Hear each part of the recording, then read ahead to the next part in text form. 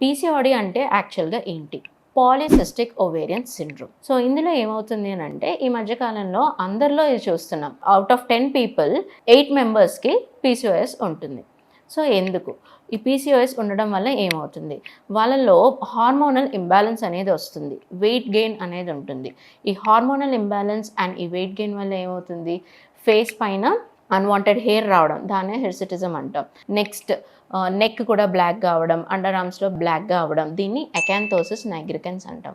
అంటే ఎప్పుడైతే insulin sensitivity ఉంటుందో నెక్ పైన ఇలా బ్లాక్‌గా అవ్వడం వస్తుంది.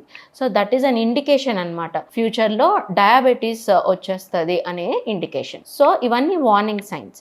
మరి పీసీఓఎస్ ఒకసారి వచ్చిందంటే తగ్గదా? ఒకసారి వచ్చిందంటే it is not completely curable. కానీ మనం ఈ హార్మోనల్ ఇష్యూస్ ఏవైతే ఉన్నాయో అవి ఖచ్చితంగా నార్మలైజ్ చేసుకోవచ్చు. అది ఎలా చేసుకోవచ్చు అంటే ఫస్ట్ లైఫ్ స్టైల్ మోడిఫికేషన్. ఏం చేసుకోవాలి life style modification? First and foremost is weight reduction. So weight reduction ఎలా అవుతుంది? మోస్ట్లీ ఈ పీసీఓడి అనేది మనం ఎవరిలో చూస్తాం? యంగ్ టీనేజ్ పిల్లల్లో ఎక్కువ చూస్తున్నాం. ఎందుకు? ఎక్కువ స్ట్రెస్, నో ఫిజికల్ యాక్టివిటీ, ఎక్కువ జంక్ ఫుడ్ అది తీసుకోవడం వల్ల ఈ పీసీఓడి అనేది చాలా ఎక్కువగా డెవలప్ అవుతుంది.